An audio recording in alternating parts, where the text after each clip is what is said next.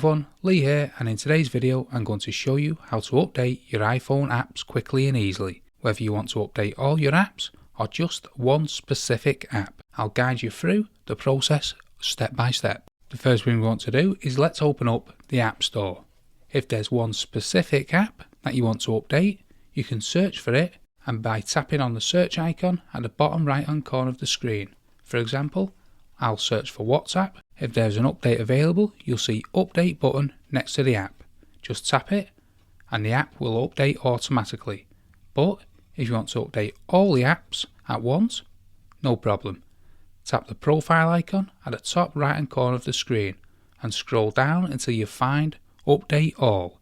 If you prefer to update your apps individually, you can do that too by tapping the update button next to each app. If you run into any issues updating your apps, it could be due to a slow internet connection. Try toggling off your Wi-Fi and switching to your cellular data by swiping down from the top right hand corner of your home screen. This might speed up the update process, especially if you have many apps to update. That's it. Updating your iPhone's apps is a breeze. If you have any questions, leave them in the comments below, and don't forget to subscribe to our channel for more helpful videos like this one, and thank you for watching.